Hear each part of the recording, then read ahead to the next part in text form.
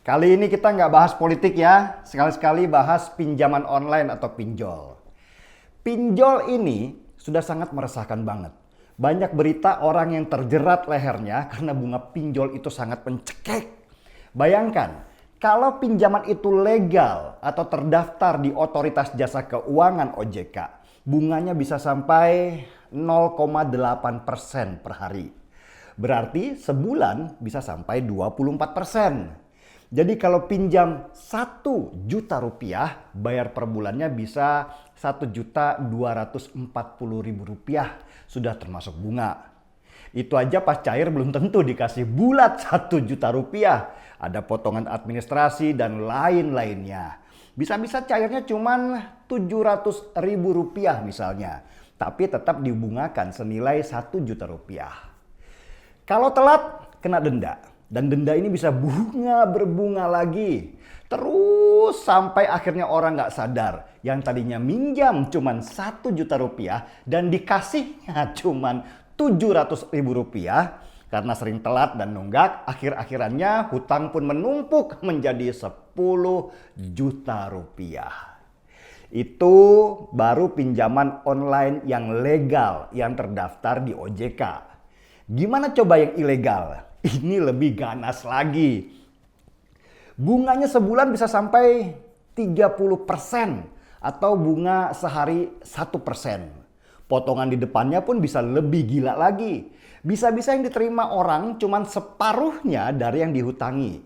Misalnya hutang 1 juta rupiah dikasihnya cuma 500.000 rupiah dengan alasan administrasi dan tetek bengek lainnya. Tapi bunganya 30% per bulan tetap dari 1 juta rupiah. Yang berarti setiap bulan kamu harus bayar 1,3 juta rupiah. Kalau telat, dendanya masuk dan dibungakan juga. Nggak sadar, tahu-tahu dapat tagihan sebesar 50 juta rupiah. Inilah kenapa banyak sekali berita nasabah pinjol itu bunuh diri. Seperti berita seminggu lalu, seorang karyawan bank kredit di Bojonegoro akhirnya gantung diri karena nggak tahan dengan bunga berbunga di pinjaman online.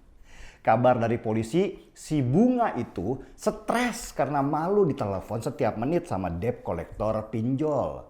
Bukan cuma dia aja yang diteror, tapi juga orang-orang terdekatnya, sehingga dia jadi tertekan dan mencari solusi pakai tali.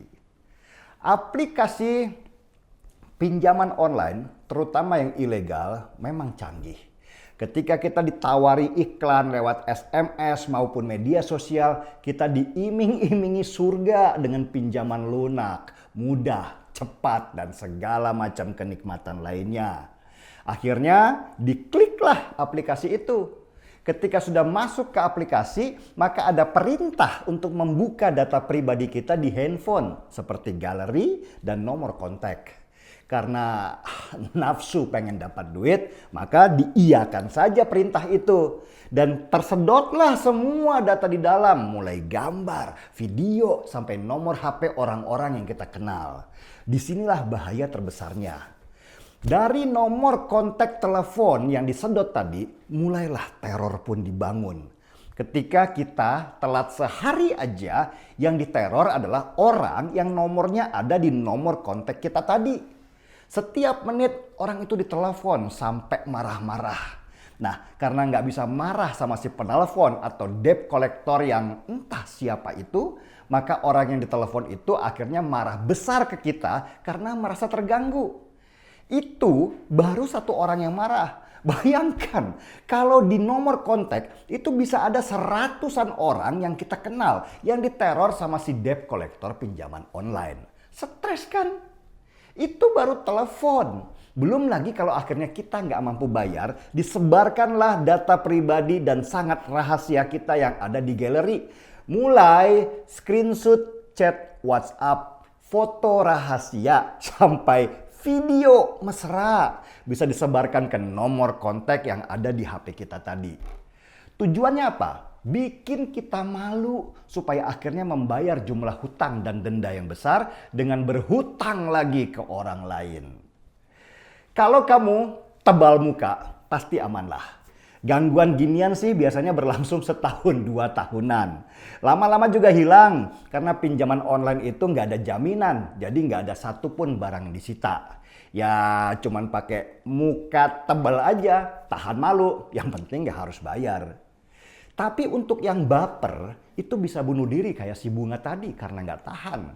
Kasihan memang, tapi ya mau gimana? Itu juga salahnya sendiri. Seandainya gaya hidupnya tidak tinggi, nggak perlu sampai minjem-minjem ke pinjaman online segala, apalagi yang ilegal. Pemerintah juga kabarnya kewalahan dengan tawaran dari pinjol ilegal itu. Kominfo bahkan sudah menutup lebih dari 3.000 aplikasi pinjaman online ilegal. Tapi yang beroperasi masih belasan ribu lagi. Kenapa Kominfo nggak bisa tutup semuanya? Karena banyak dari mereka yang servernya di luar negeri dan kita nggak bisa seenaknya minta aplikasi itu ditutup karena negara itu punya otoritas sendiri. Saya harus bilang, pinjaman online itu baik legal maupun ilegal lebih banyak masalahnya daripada manfaatnya. Pertama, uang yang dicairkan juga nggak besar dan tidak bisa menyelesaikan masalah.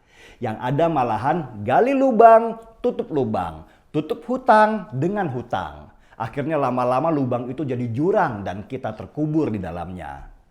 Yang kedua, ketika sudah berurusan dengan pinjol, maka kita akan terjebak selamanya dengan mereka. Data kita ada di mereka. Mulai KTP, foto, alamat rumah, dan sebagainya. Data ini akan dijual lagi oleh aplikasi pinjol itu ke perusahaan aplikasi lainnya. Sehingga data kita nanti akan tersebar kemana-mana. Bisa saja data kita dipakai untuk kejahatan, semisal membobol kartu kredit atau rekening bank yang kita punya. Jadi pada intinya, jauhilah pinjaman online.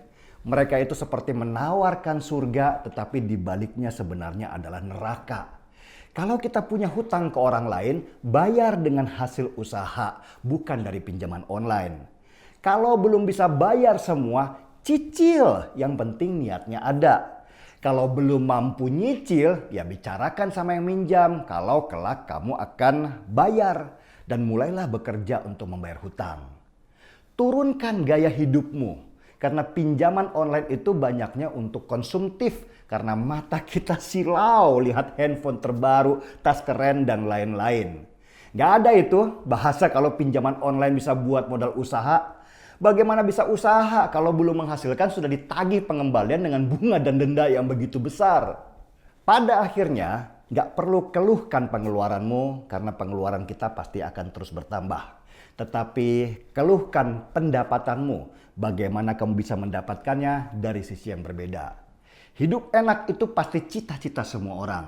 Cuman ada yang mulai bekerja mempersiapkan masa depannya, ada juga orang yang cuman mimpi dan pengen instan dengan modal pinjaman.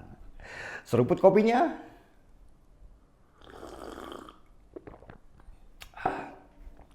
Markijol, mari kita jauhi pinjol. Saya Denny Siregar, kita di acara Timeline.